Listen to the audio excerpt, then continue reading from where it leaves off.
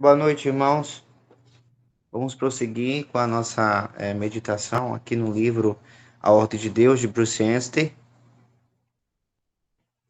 E a gente vai agora iniciar nesse tópico aí, que diz nenhuma ordenação hoje. Vamos lá. As chamadas organizações eclesiásticas das quais falamos usam a ordenação como uma autorização para a sua pessoa ministrar entre elas. Mas isso não existe na Escritura. Se alguns cristãos se organizarem no que chamam de igreja, com seus próprios credos e regulamentos, certamente ninguém poderá ser livre para ministrar nessa organização sem a sua autorização. Dificilmente poderia ser o contrário. Afinal, é o sistema deles. Se alguém quiser ministrar nessa seita, terá que se sujeitar às suas regras e regulamentos e especificações, mas tudo isso é apenas mais uma prova de que essas organizações são realmente seitas. Embora muitos cristãos acreditem que uma pessoa deve ser ordenada antes de ministrar numa igreja, não há uma pessoa na Bíblia que tenha sido ordenada por homens para pregar a palavra à igreja. Nenhuma. Está na hora de voltarmos a uma prática bíblica nessas coisas.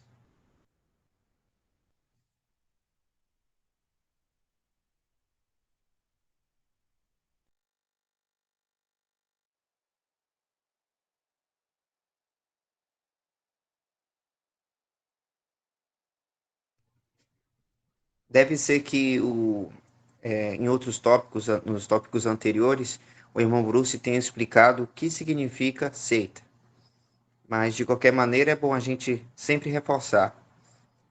Seita, quando se trata esse termo na palavra de Deus, ela significa um grupo dividido, e esse grupo ele tem as suas próprias diretrizes, vamos dizer assim, o seu próprio ordenamento de como deve funcionar aquele grupo, de como deve ser feito as coisas ali, né, de uma maneira eclesiástica.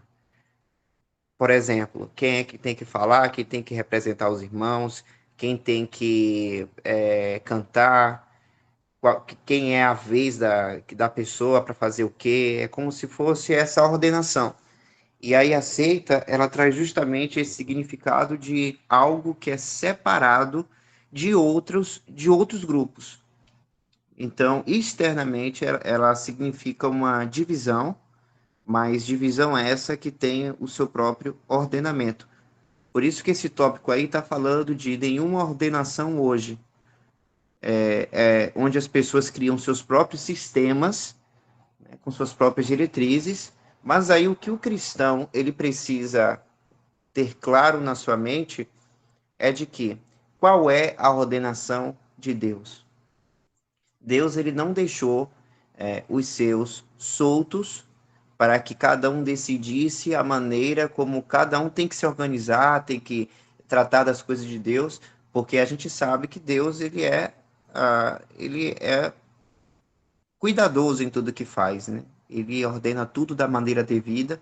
A gente pode perceber isso tanto na sua criação, que apesar do pecado, né, do pecado ter manchado a criação de Deus, mesmo assim, ele chama a atenção das criaturas, dos seres humanos, de como tudo bem é ordenado, tudo bem alinhado, da mesma maneira quando se refere da sua casa aqui na terra, que hoje a casa de Deus é a igreja de Deus, onde o Espírito Santo habita entre e nos cristãos, mas a gente tem, por exemplo, até o exemplo do Antigo Testamento, que é a casa de Deus, que era o templo onde ele habitava, em Jerusalém, que foi a terra onde ele escolheu para ali habitar o seu nome na dispensação da lei.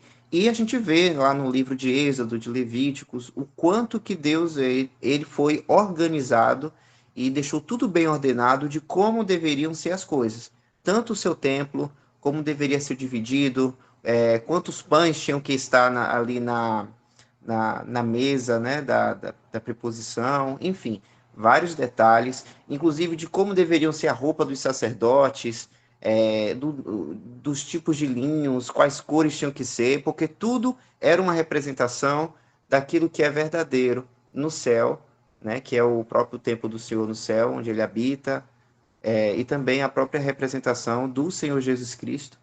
Então, da mesma maneira como Deus ele demonstrou a sua organização na sua casa, e tudo bem ordenado no Antigo Testamento para o seu povo terreno, Israel, da mesma maneira, nessa mesma fórmula, ele tem a sua ordenação para a casa de Deus dele hoje, que é o seu povo celestial, a igreja, né? E a igreja de Deus a casa, ele é uma casa espiritual. Então não tem mais a ver com questão de construir templo, de vestidos ou coisas físicas. Porque a simbologia física, e a gente viu até isso aí no livro, quando se trata das coisas, dos ordenamentos de Deus, são poucas coisas físicas que é ordenado, como por exemplo o batismo, que é preciso de água, tem o vinho, né? O vinho e o pão, que são os símbolos do momento da ceia do Senhor, a qual ele pediu para que nós fizéssemos para lembrar o seu nome. Então são poucas coisas que envolvem a questão, coisas materiais e físicas. É mais algo, é por isso que é muito mais no aspecto celestial, espiritual, que inclusive esse é o nosso aspecto e não terreno. Mas mesmo assim, Deus ele tem as suas ordenações para gente que faz parte da igreja de Deus. Então perguntas como eu devo me reunir para adorar ao Senhor, para adorar o Filho, adorar o Pai? De que maneira? Como? Com quem? Né? Qual é a base disso? Então, são questões que muitos cristãos fazem, mas o que, que acontece? Eles vão é, querendo respostas para essas perguntas baseadas em ideias de homens, inclusive ideias essas que estão envolvidas nessas seitas aí a qual a gente está tratando. Ou seja, vai mergulhar em ideias que são de um grupo de pessoas que dizem falar que é como Deus está ordenando, mas aí, irmãos, qual é o nosso conforto nisso tudo? É que a gente tem a palavra de Deus. A palavra de Deus. A gente tem nas nossas mãos a ordenação de Deus de como devem ser as coisas, né? Quais são as regras que Deus está nos dizendo a qual a gente deve seguir. Então é uma coisa que a gente precisa tomar muito cuidado para que a gente não caia em ideias de homens e deixe de lado a ideia de Deus, a perspectiva de Deus, que a gente sabe que deve ser o nosso foco, o nosso prazer, o nosso deleite de poder seguir na ordem de Deus, que é justamente o nome desse livro aí.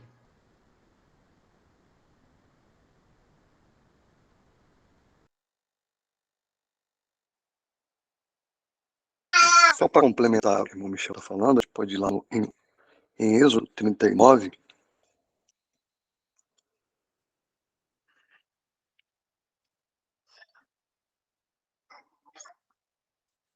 Êxodo 39, tem alguns versículos que vão corroborar com o que Licença aqui, Isaac, rapidinho. o Michel está falando. Eu vou aqui, estou compartilhando uma única guia. Aí eu vou tentar colocar na Bíblia, aí você me confirma se vocês estão conseguindo visualizar, tá bom? Certo.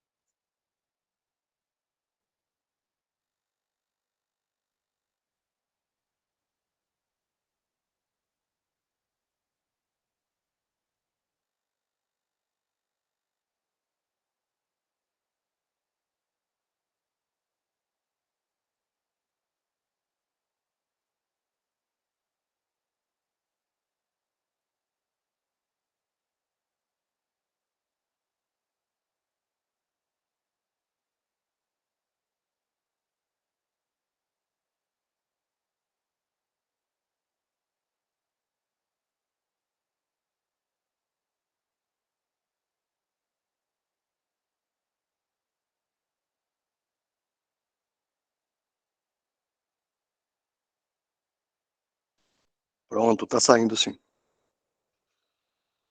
39, Êxodo 39, versículo 21.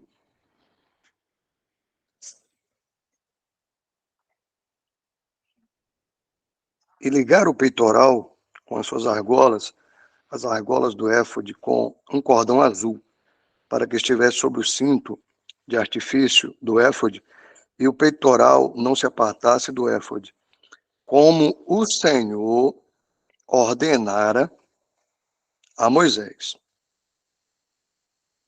Vamos ver aqui o quanto repete isso nesse capítulo. Aqui, se não me falha a memória, está chegando no final, onde ele já termina de fazer tabernáculo, mesa, arca, as vestes sacerdotais. Aqui já está tudo pronto. Aqui, acho que nesse capítulo 39 já é final de toda essa obra que, vamos lembrar, que foi feito o local onde o Senhor era para adoração, onde eles iriam ter um encontro ali com o Senhor, onde seriam feitas ofertas, onde seriam feitos os sacrifícios, onde o sacerdote poderia fazer o sacrifício. Então vamos ver agora o 29, mesmo capítulo, versículo 29.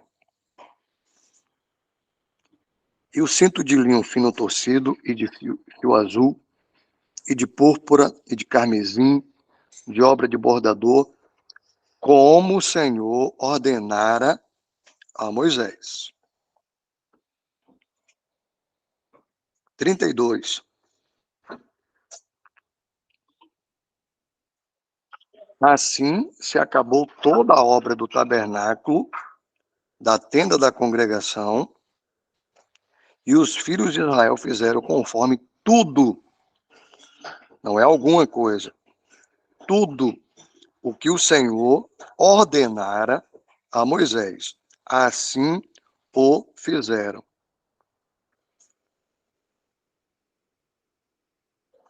42, versículo 42.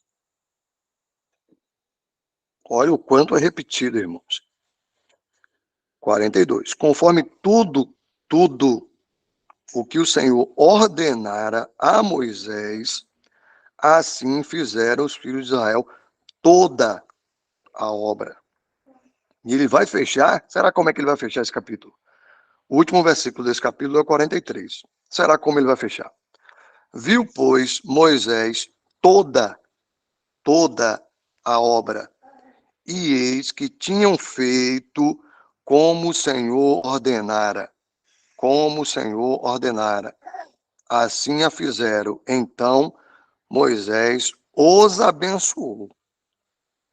Olha depois aí, termina falando dessa bênção de Moisés, mas por que será, né, que Moisés os abençoou? Porque fizeram tudo exatamente como o Senhor ordenara. E será se hoje é diferente? A reunião, o tabernáculo, por assim dizer, a mesa da propiciação, a arca, né, o altar, as vestes sacerdotais, a adoração, os sacrifícios, as ofertas. Será se hoje é diferente? A gente pode fazer a nossa maneira, ou a maneira de cada um? Ou tem que ser tudo como o Senhor ordena?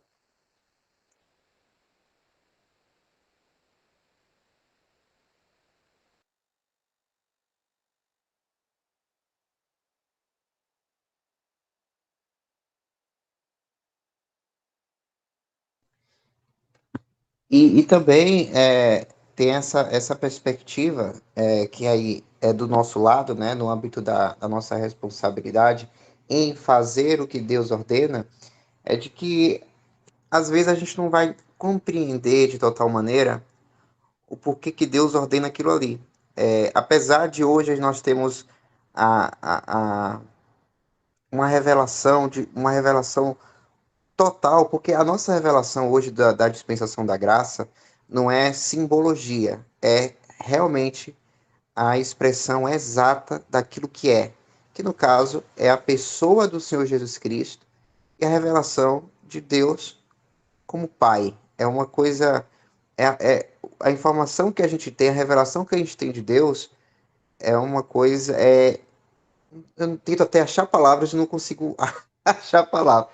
É de uma maravilha tão grande, porque não é simbologia, que era uma coisa que envolvia no Antigo Testamento. Por exemplo, a gente viu os versículos aí que o irmão Isaac orientou, dizendo, né, das simbologias que tinham nas roupas, que o éfode tinha que estar perto da medalha e tal, como Deus ordenou. E a gente sabe que todos esses pontos traz uma figura, uma simbologia daquilo que de fato, que é o Senhor Jesus Cristo e sua relação tanto com Deus, né, com Deus Pai e os homens. Então, tem muita coisa envolvida ali para representar algo maior e não o próprio objeto em si. Mas aí Deus ele ordenava para que Moisés e o povo de Israel fizesse exatamente daquela maneira, mas a gente sabe também que muitas dessas coisas eles não entendiam o porquê que tinha assim. Ora, por que aquilo tem que estar perto disso, não pode botar distante? Mas, não sei, mas como Deus está ordenando, assim vou fazer. E mesmo assim, sem eles entenderem o que é que significaria aquilo, eles fizeram o que Deus ordenou. E assim eles ficavam felizes por saber que estavam obedecendo a Deus e que Deus estava também se agradando daquilo. Então, da mesma maneira, nós hoje, a gente pode ter uma revelação de Deus, de mandamentos que envolvem a nossa prática aqui na Terra, inclusive das coisas que envolvem a casa de Deus, a qual a gente faz parte e também estamos dentro dessa casa, né, nesse aspecto de responsabilidade. Pode ser que Deus nos revele assuntos que a gente sabe que vem da mente dele e ao mesmo tempo a gente não compreender o porquê. E aí vem aquela questão: eu só vou começar a obedecer aquilo que Deus está me revelando até eu entender, ou eu preciso caminhar nessa verdade e enquanto eu caminho nessa verdade, eu vou buscar entender. Porque o que acontece muitas vezes, por exemplo, às vezes um irmão pode começar a ter a revelação de Deus de que o local onde ele está congregando não é certo. Então ele tem a compreensão de que isso é uma verdade de Deus e que foi revelado isso a ele, mas ele não sabe para onde ele vai e às vezes ele pode também ter o sentimento de, ai, não vou abandonar os irmãos porque isso é feio e tal e tal e tal. Mas aí ele sabe que Deus não acha correto aquilo ali, mas ele continua porque ele quer saber o porquê, ele quer saber para onde vai. Ele quer ter como é que eu posso dizer? A compreensão completa daquilo ali para começar a agir. Só que a gente percebe com esses mandamentos aí, e ainda mais tendo essa figura das coisas do Antigo Testamento, de que o importante é a gente obedecer a ordenação de Deus e ao mesmo tempo, junto a isso, buscar entender, mas não primeiro tentar entender tudo para poder saber, para poder então começar a agir. E um versículo também do Novo Testamento que a gente pode levar também esse tipo de compreensão, é João 6, que o próprio Senhor Jesus falou dessa maneira. Deixa eu ver aqui o versículo, é capítulo 6.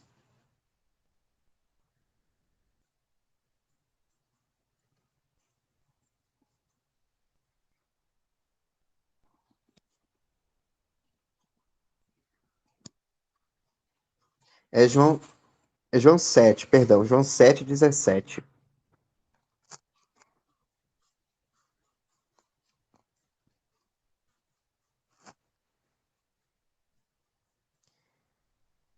Olha aí, se alguém quiser fazer a vontade dele, pela mesma doutrina conhecerá se ela é de Deus ou se eu falo de mim mesmo. Então aí tá, ó, mais uma vez o Senhor Jesus citando essa fórmula, que primeiro é fazer a vontade de Deus. E aí, fazer a vontade de Deus vai levar você a conhecer a doutrina e ter a certeza que essa doutrina é de Deus. Aí o Senhor Jesus fala de mim mesmo, porque ele está falando no âmbito de botando Deus como autoridade, e não ele, né? Que a gente sabe que o Senhor Jesus, ele se fez de servo, mas a gente sabe também que a palavra é do Senhor. Mas ele coloca nesse aspecto aí de responsabilidade de botar Deus, a doutrina de Deus, ou levando a doutrina dos homens, né? Que a gente pode levar também essa questão do que a gente está tratando, que são as seitas. Então, qual é a fórmula que o Senhor Jesus está revelando aí? Primeiro, fazer a vontade dele, e aí sim a gente vai conhecendo essa doutrina e tendo certeza que é de Deus. Então, não é ao contrário. Não é primeiro querer conhecer tudo e querer entender os motivos de tudo, do porquê Deus fez assim, tal, para começar a fazer a vontade dele. Se a gente já tem essa compreensão qual é a vontade de Deus, na verdade, o certo é a gente já andar nessa verdade. Assim como o povo do Antigo Testamento, quando fez os templos, os vestidos, talvez eles não entendiam porque tinham que ser aquela cor de púrpura, mas eles fizeram tudo de acordo com Deus ordenou. Então, isso é muito importante para a gente, né? Esse caminhar. Por exemplo, irmãos, tem pontos de doutrina que muitos irmãos e irmãs têm dificuldade de compreender. E aí eu posso citar como exemplo, por exemplo, a questão da cobertura na mulher, quando está tratando das coisas de Deus, de colocar cobertura. Assim também um homem de não ter nada que cubra a sua cabeça quando está tratando das coisas de Deus. E aí tem irmão e tem irmã que não consegue compreender os motivos disso. Pode ser até que irmãos orientem nas passagens, que ministre, que explique. Só que mesmo assim não consegue compreender. Isso mostra até a soberania de Deus, de que como Deus é que nos ensina, nos revela as coisas, né? Que por mais às vezes que a gente insista, que a gente ore, né? Às vezes ainda assim a gente não consegue compreender. Mas Deus sabe o tempo de todas as coisas para a gente ter uma compreensão. Mas aí vem a questão: se eu já sei que enquanto eu estou ministrando, tratando das coisas de Deus, eu não posso estar com a minha cabeça coberta, porque eu sei que essa é a vontade de Deus. Então, como também eu também não compreendo sobre isso, eu vou estar usando boné ou alguma coisa que cubra a minha cabeça?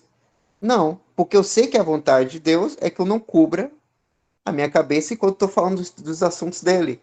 Mas talvez eu não compreenda o porquê disso. Por que Deus está ordenando isso? Da mesma maneira, por que Deus está ordenando que as mulheres não falem no momento da reunião da Assembleia, que fiquem caladas? Né? E aí pode ter até irmãs que não gostem disso, que se incomodem, e aí levar a não obedecer. Mas aí é a questão. Quando a gente também mantém até um espírito de rebeldia, de contradizer aquilo que Deus diz, é uma forma também de Deus também não nos revelar e de não nos ensinar os motivos. Então é muito importante a gente caminhar na verdade, sabendo que é a vontade dele da gente obedecer, mesmo sem compreender, porque aí, quando a gente obedece, a gente também está mostrando para Deus de que a gente está seguindo no amor e que mesmo sem entender, até porque a gente não vai conhecer todas as coisas, né? É um versículo de que a gente conhece as coisas em parte, mas a gente está obedecendo por amor, não é por lei, né? Não é nada a não ser o amor. E o amor faz a gente ser compreensivo, compassivo e seguir na simples obediência, porque não é difícil obedecer a Deus, é a gente que gosta de complicar as coisas. Tanto é que o irmão Isaac leu aí os versículos de Êxodo lá, dizendo que fez tudo de acordo com o que Deus mandou, mas aí pula 2 capítulos, já tem lá os filhos de Arão botando fogo estranho no templo, causando as suas mortes, né? Mostrando que daqui a pouco o homem vai lá e faz um negócio para estragar. E também ensinando para a gente que quando a gente desobedece a Deus, tem essa figura da morte que significa separação, e que nesse caso mostra, né, a nossa separação no sentido de comunhão com Deus, como a comunhão com Deus acaba acessando muitas vezes para a gente devido a essa desobediência. Mas também não é complicado obedecer a Deus, né? É a gente realmente andar no Espírito e a gente seguir na verdade, para a gente ficar cada vez mais feliz nesse relacionamento que a gente tem com o nosso Deus Pai e o nosso Senhor Jesus Cristo e Salvador, né? Como também até pelo próprio agrado dele.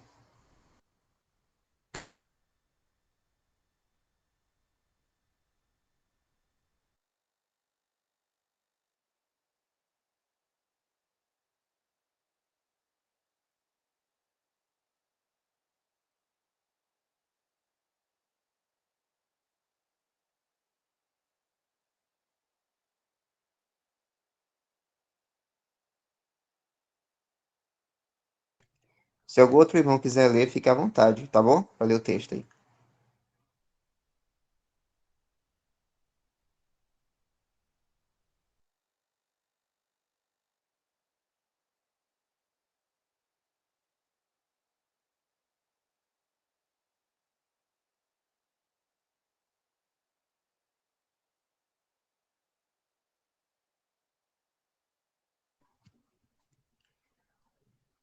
Vamos lá.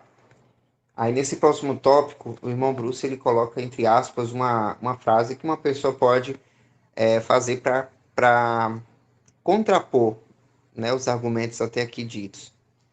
Mas as pessoas foram ordenadas na Bíblia. Aí as pessoas costumam responder a isso. Mas homens foram ordenados na Bíblia. Sim, a Bíblia nos diz que Paulo e Barnabé ordenaram anciãos em todas as cidades em uma de suas jornadas missionárias. Mas não há um único exemplo na Escritura em que Paulo, Barnabé, Tito, etc., alguma vez tenham ordenado um pastor, mestre ou evangelista. A esse respeito, também não há Escritura evidência onde eles ordenassem um profeta ou um sacerdote. Não há o menor indício de alguns desses sendo ordenados. Onde as igrejas denominacionais obtêm autoridade na palavra de Deus para fazer isso? Para repetir a observação de Wollstone, a ideia está na cabeça das pessoas, mas não na Escritura. Se fosse a vontade de Deus para a igreja, ele teria nos instruído em sua palavra sobre isso. Agora, é verdade que homens com dons foram ordenados, mas não com o propósito de realizar o ministério de seu dom. Aqueles que foram ordenados pelo apóstolo, ou delegado de um apóstolo, foram escolhidos para ocupar o ofício de um presbítero, ancião, guia de maneira oficial. Como todos os crentes têm um dom, esses homens também devem ter tido um dom. Alguns deles podem até ter tido o dom de pastor ou mestre, mas repetimos que a ordenação deles não era exercitar seu dom, mas preencher o ofício para o qual foram designados.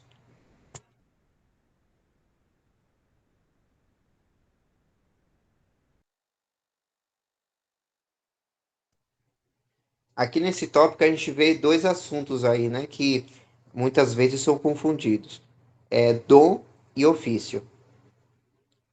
Dom é aquilo que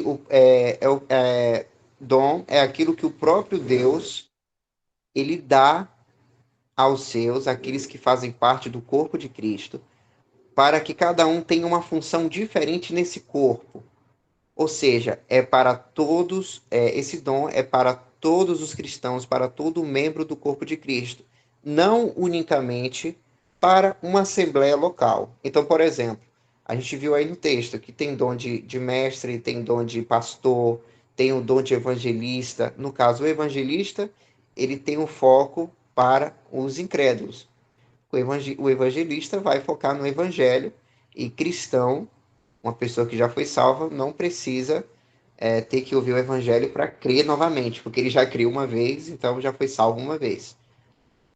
Mas a gente está vendo que esses dons são para serviços, mas é uma coisa que está na pessoa, que pode ser utilizada em qualquer lugar, para qualquer pessoa. O ofício já é diferente. O ofício é uma tarefa que a pessoa tem para uma localidade, que nesse caso é a assembleia local em uma cidade.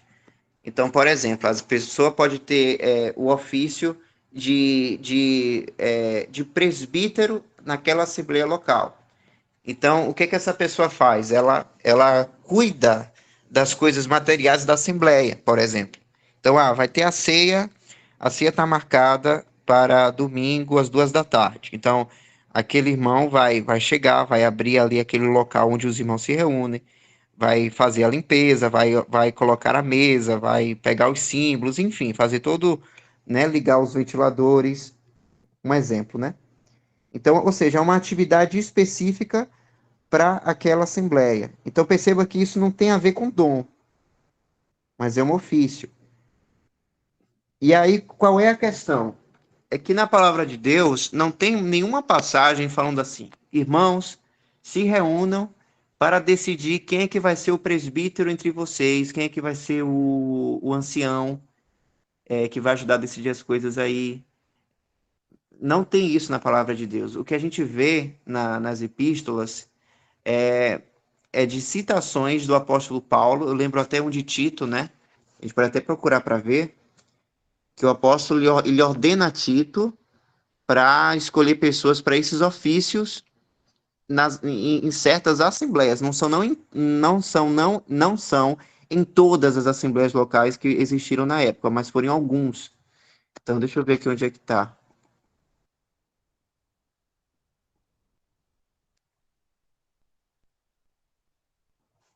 É Tito 1 mesmo.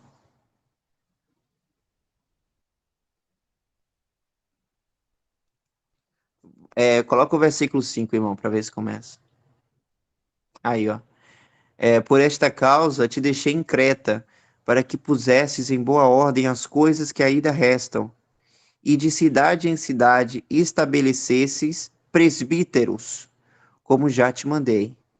E aí ele dá características para aqueles que ele for escolher como presbíteros. Aquele que for irrepreensível, marido de uma mulher, que tenha filhos fiéis, que não possam ser acusados de dissolução, nem são desobedientes, porque convém que o bispo seja irrepreensível, como dispenseiro da casa de Deus, não soberbo, nem iracudo, nem dado ao vinho. Mas enfim, a gente vê aqui mais características. Ou seja, aqui tem uma tarefa que o apóstolo Paulo deu a Tito.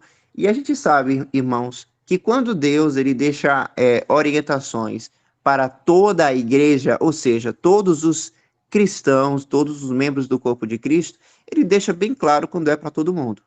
Então, por exemplo, lá em 1 Coríntios, se a gente for ver o início lá de 1 Coríntios, a gente vê um dos exemplos de quando Deus deixa claro que a mensagem é para todos as ordenações. Então a gente vai em 1 Coríntios capítulo 1.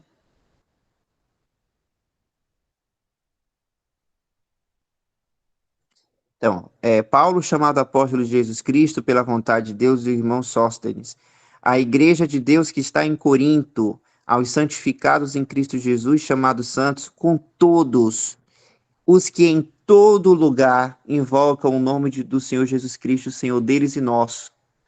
Então, graça e paz da parte de Deus, nosso Pai, e do Senhor Jesus Cristo. E aí ele começa, então, a falar dos problemas que estavam acontecendo naquela assembleia e dando o remédio provido pelo próprio Deus, né?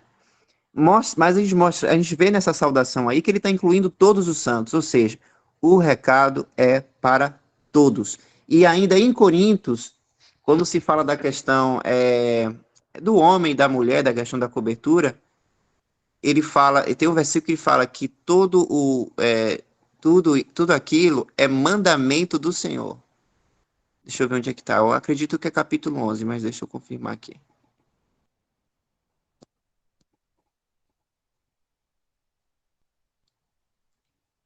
É 1 Coríntios, capítulo 14,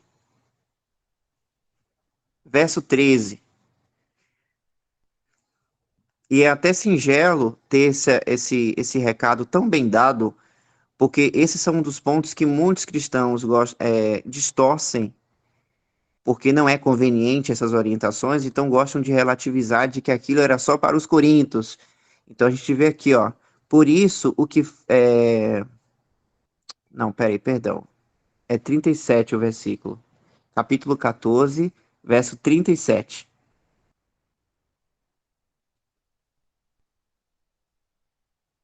Aí. Se alguém cuida ser profeta ou espiritual, reconheça que as coisas que vos escrevo são mandamentos do Senhor. São mandamentos do Senhor. Tá vendo?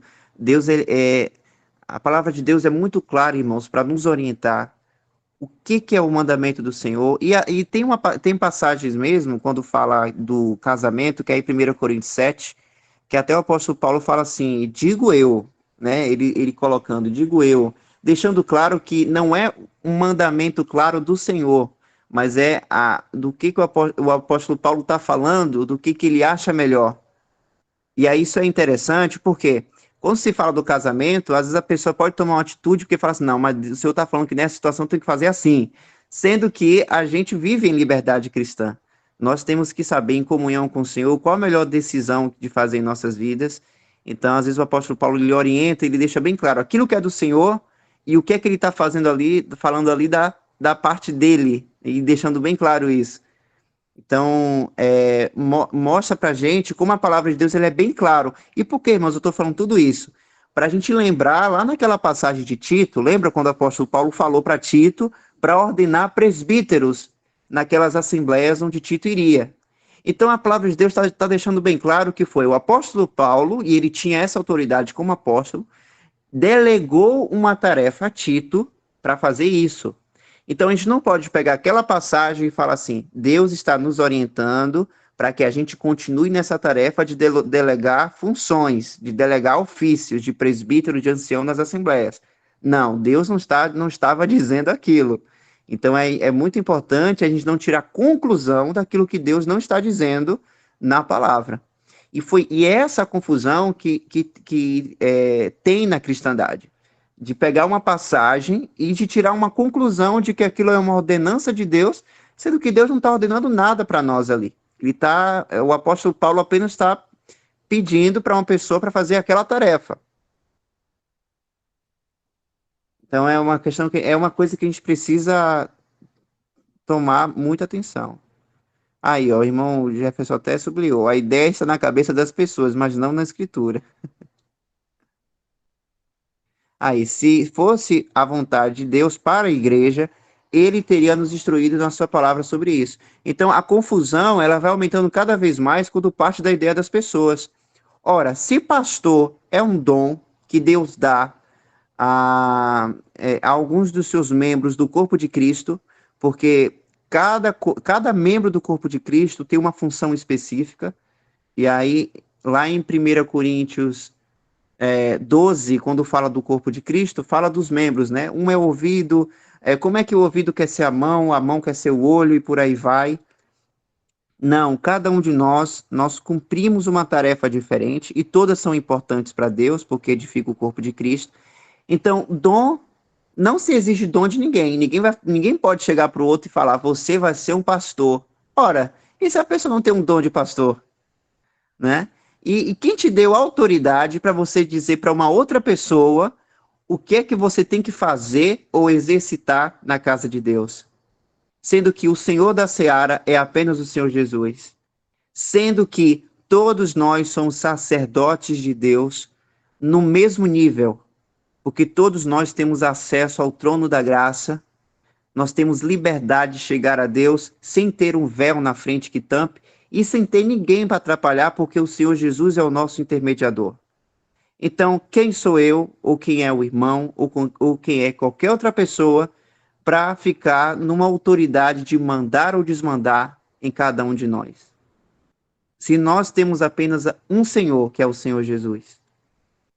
Então percebe, irmãos, que um botão fora do lugar na roupa, na camisa, vai desbotoar tudo, vai bagunçar todo o resto da doutrina. Então é isso, ofício é uma coisa, dom é outra, e ninguém exige dom de ninguém, ninguém exige tarefa de ninguém, a não ser o próprio Senhor Jesus para conosco.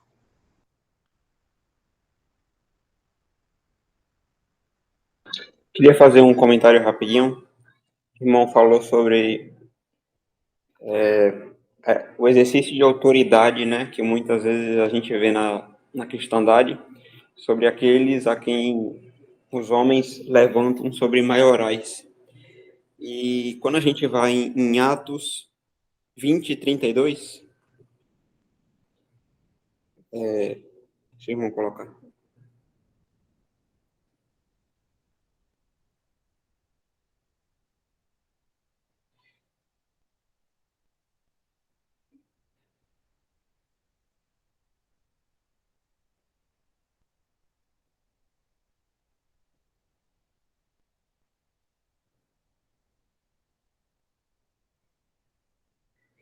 Agora, pois, irmãos, encomendo-vos a Deus e a palavra da sua graça, a Ele que é poderoso para vos edificar e dar herança entre todos os santificados.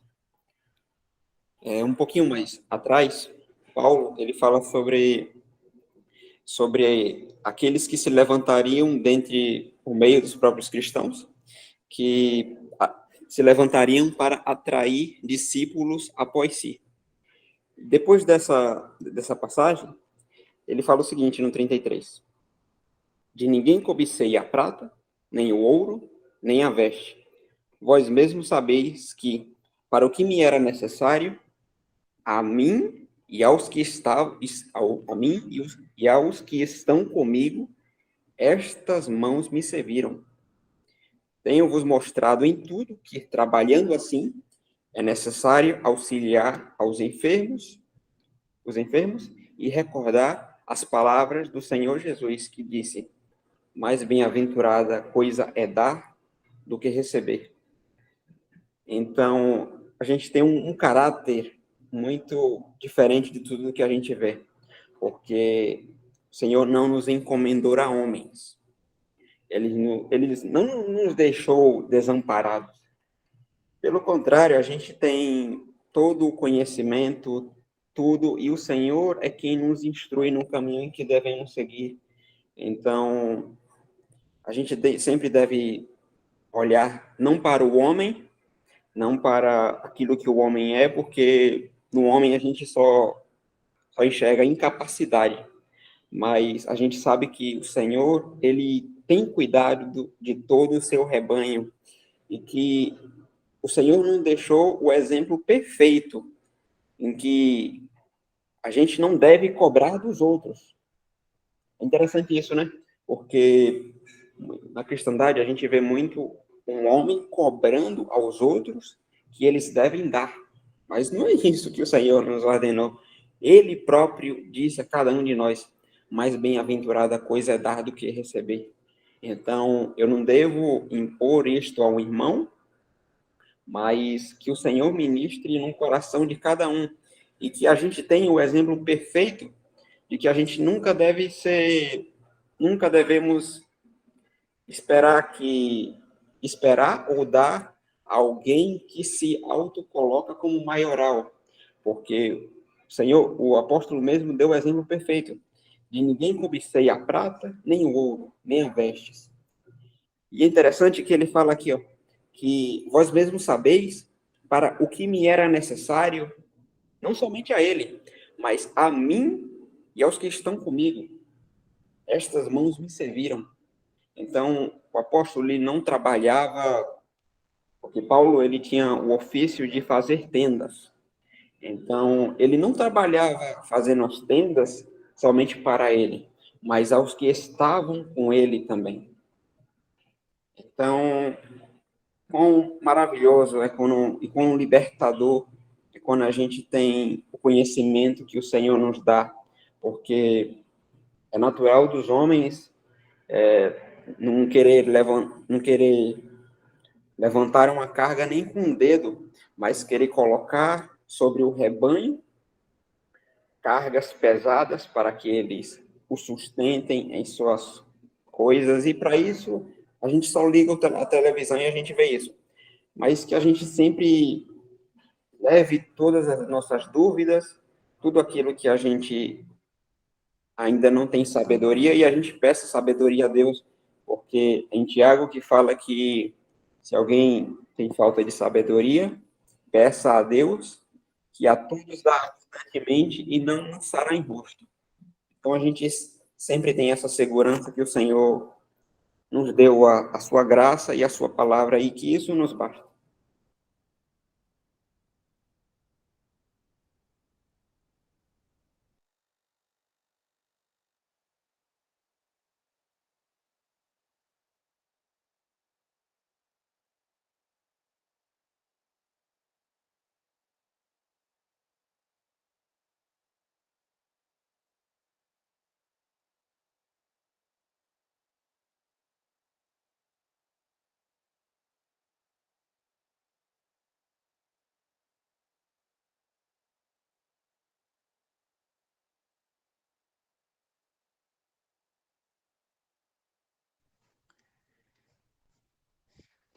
Então vamos para o próximo aqui, que é a imposição de mãos. E quanto a Atos capítulo 13, do 1 ao 4, que diz: E na igreja que estava em Antioquia havia alguns profetas e doutores, ou mestres, a saber, Barnabé e Simeão, chamado Níger, e Lúcio Cirineu e Manaém, que fora criado com Herodes o tetrarca, e Saulo. E, servindo eles ao Senhor e jejuando, disse o Espírito Santo: Apartai-me a Barnabé e a Saulo para a obra a que os tenho chamado. Então, jejuando e orando e pondo sobre eles as mãos, os despediram, os deixaram ir.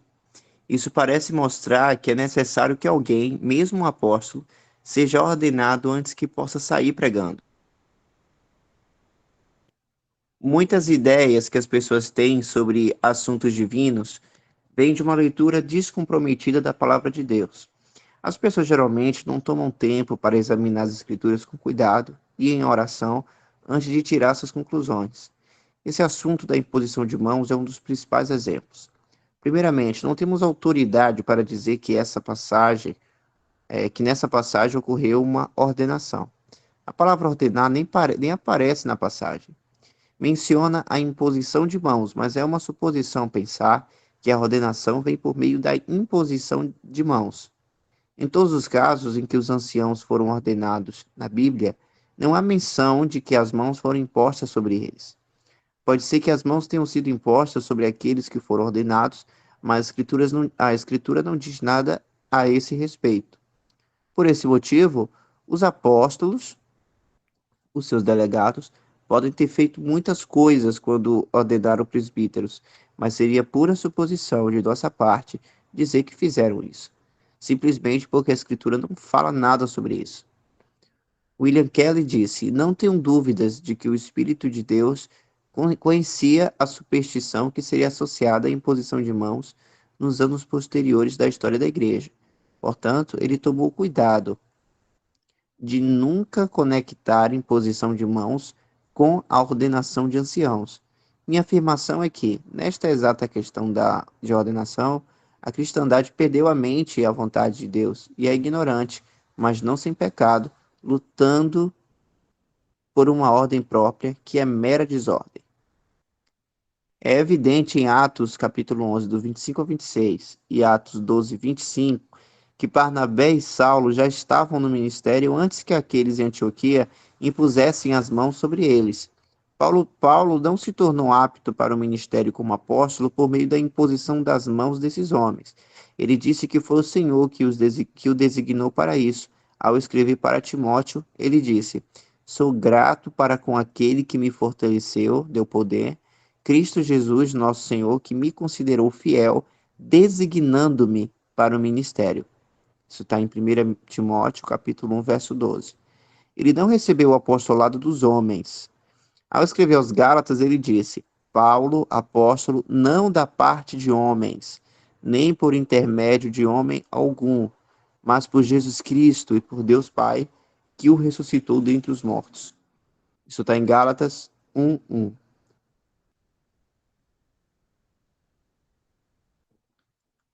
Se esse incidente em Atos 13 foi ordenação, quem os ordenou? Simeão, chamado Níger, Lúcio, Manaém e talvez os outros lá?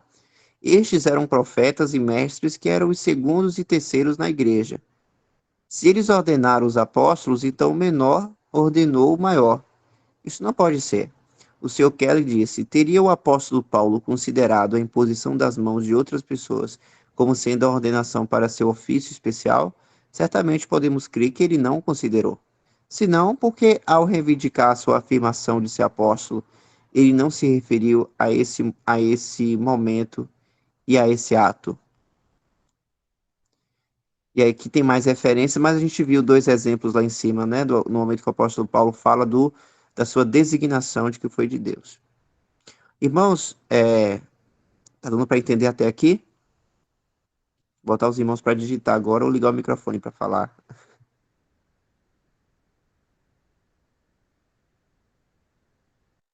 Ah, tem a curtida também agora, né? Eu sempre esqueço dessas reações. Aí, ó.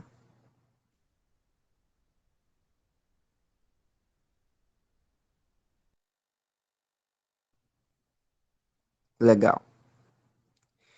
Então vamos lá, vamos continuar a linha aqui de raciocínio, né? Atos capítulo 14, verso 26, explica o que realmente aconteceu em Atos 13, do 1 ao 4. Quando as mãos dos santos em Antioquia foram colocadas sobre Barnabé e Saulo, diz: navegaram para Antioquia, de onde tinham sido encomendados à graça de Deus para a obra que já haviam cumprido. Isso mostra que os irmãos de Antioquia haviam estendido as destras de comunhão a eles. Eles deram a Barnabé e Saulo toda a sua comunhão e apoio no trabalho que estavam prestes a realizar. Isso pode ter incluído uma oferta prática de ajuda financeira e suas orações contínuas por eles na jornada, embora a Escritura não especifique isso. Não há nada em Atos 13, do 1 ao 4, sobre Barnabé e Saulo serem ordenados para uma posição entre o clero. Mais do que isso, o fato de Paulo ter sido encomendado à graça de Deus foi repetido. Era algo que os irmãos faziam pelos servos do Senhor cada vez que saíam em uma nova obra de divulgação do Evangelho. Isso certamente prova que não era ordenação, pois mesmo aqueles que dizem que enxergam ordenação em Atos 13 não acreditam que uma pessoa precise ser reordenada a cada ano ou dois. Ora, se a ordenação de alguém validar a autoridade que o nomeou, e a Escritura não concede autoridade de nomear, exceto a um apóstolo ou um enviado de um apóstolo, que aí eu cito aquele exemplo lá de Tito, lembra que o apóstolo Paulo ordenou a Tito para escolher presbíteros em certas assembleias. Então, está claro que aqueles que estão tentando ordenar hoje não têm autoridade de Deus para isso. Um irmão que uma vez se submeteu ao sistema de ordenação do homem, mas cujos olhos foram abertos posteriormente, apropriadamente disse: Eles impuseram suas mãos vazias na minha cabeça vazia. E o que diz então sobre 1 Timóteo 4,14? Não desprezes o dom que há em ti, o qual te foi dado por profecia, com a imposição das mãos do presbitério. Nessa passagem também vemos a imposição de mãos, mas, novamente, não há nenhuma palavra sobre ordenação. É uma suposição na mente das pessoas. Realmente é bem simples. Timóteo tinha um dom do Senhor e foi profetizado por um profeta, ou profetas, que Timóteo seria usado pelo Senhor no exercício desse dom. Os anciãos reconheceram o dom que ele tinha recebido do Senhor e estenderam as destras de comunhão a ele em sua obra.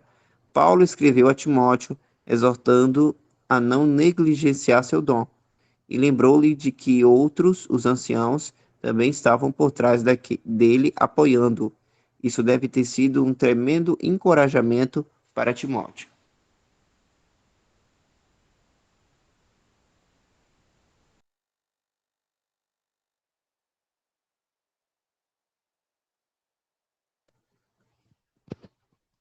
Então, por que esse tópico, irmãos? Porque estava tratando, né, sobre a questão de uma pessoa ordenar outros.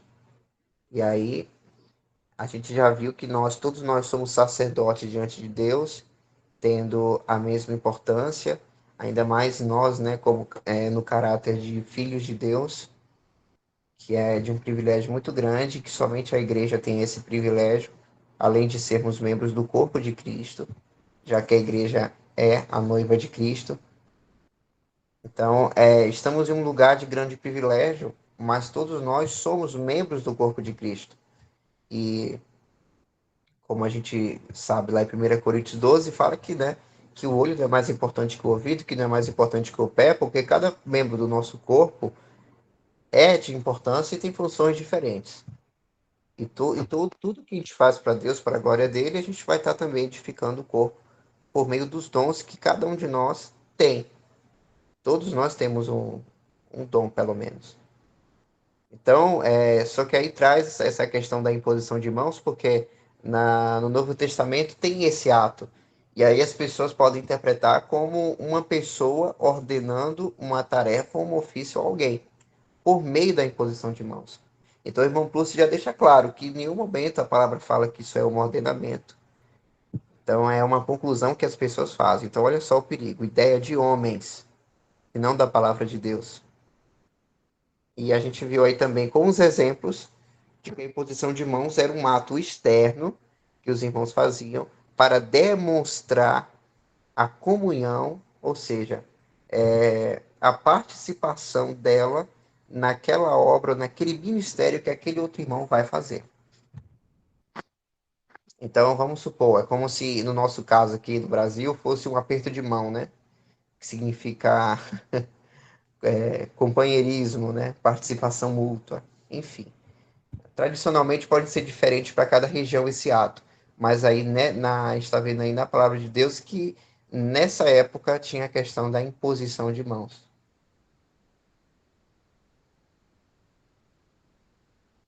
E esse exemplo do apóstolo Paulo, eu creio até que encerra o assunto, né? Muito claro isso. O próprio apóstolo Paulo deixa claro que ele foi designado por Deus na sua função. Foi chamado por Deus, pela misericórdia e graça de Deus. Então, seria até contraditório ele ter, ele fazer alguma tarefa, ou ele falar que, né, foi algum outro irmão que chegou e fez uma imposição de mãos e ele recebeu essa função por causa de algum outro irmão. Não tem base para isso.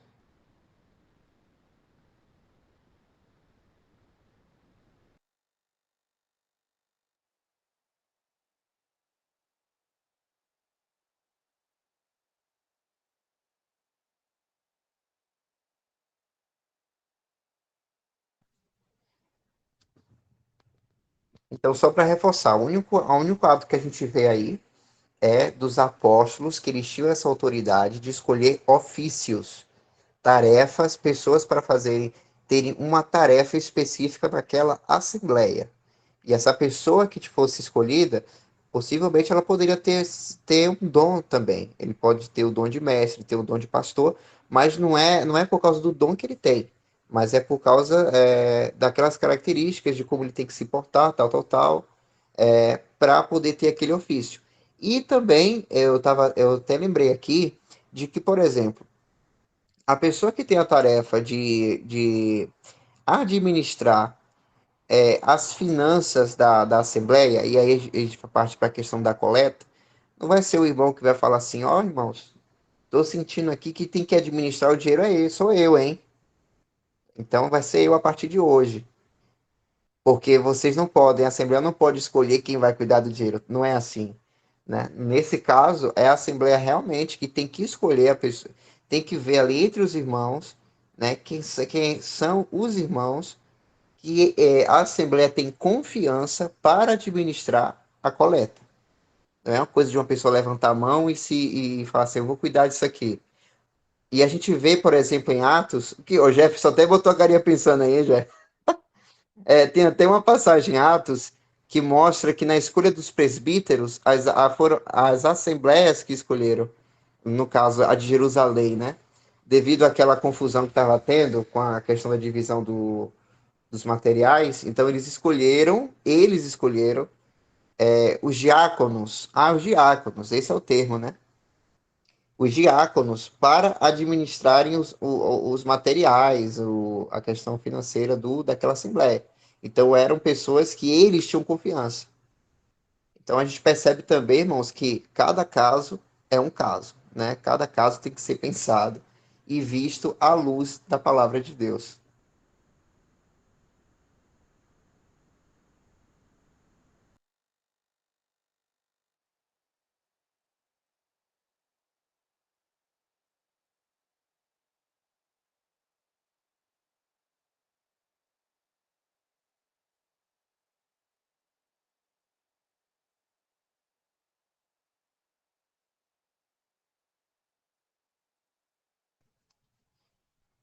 O irmão Paulo Henrique perguntou aqui, irmãos, rapidinho, o irmão Paulo Henrique é de Salvador também, irmão? Não sei se já viu o irmão ou a foto que é diferente, eu tô reconhecendo. Ele diz assim, irmãos, uma pessoa na condição de visitante tem que comunicar à assembleia que está indo visitar outra assembleia na mesma condição de visitante? A irmã de Pernambuco. Prazer, irmão. Creio que é a primeira vez que eu vejo o irmão aqui. Seja bem-vindo. Irmão, por ser visitante, um irmão em Cristo que pode ser visitante em uma assembleia, reunido ao nome do Senhor, ele não tem nenhum tipo de responsabilidade em justificar para onde ele vai ou quem ele vai visitar para os irmãos. Isso é uma coisa que aqueles irmãos que já estão em comunhão, né, que às vezes o irmão que está em comunhão pode avisar, até para poder receber aquela assembleia, enviar uma carta, né, de recomendação para o irmão que está em comunhão visitar uma outra assembleia. Mas aquele irmão que está visitando já uma assembleia, ele está como visitante. E visitante ele não tem, ele não precisa ter essa tarefa de estar informando de para onde ele está indo, para onde ele está visitando, né? Isso pode ser feito se ele tem, no caso, uma certa intimidade com algum irmão, algum dos irmãos, e numa conversa está comentando. Mas não é uma coisa que ele precisa falar para a assembleia.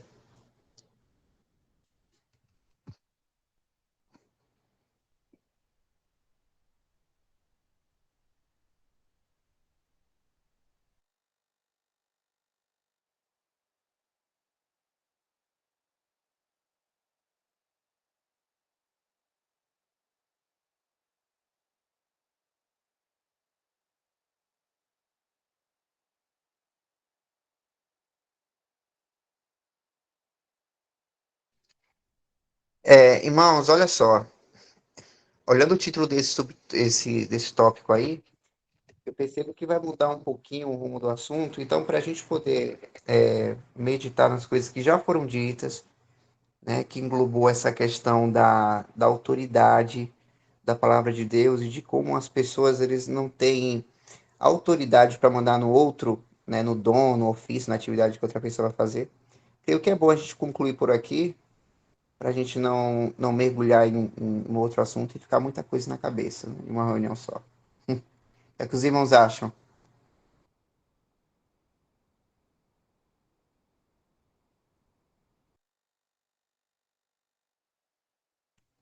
Aí um monte de curtida, ó.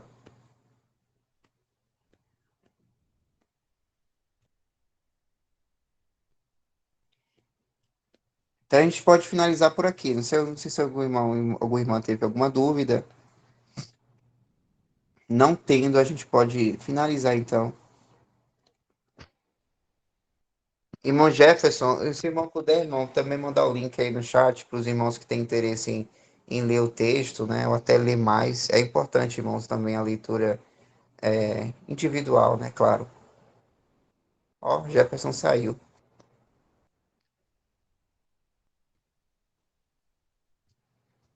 Quem botou para gravar foi a irmã Adriana? Isso, eu tô aqui, eu tava copiando o link.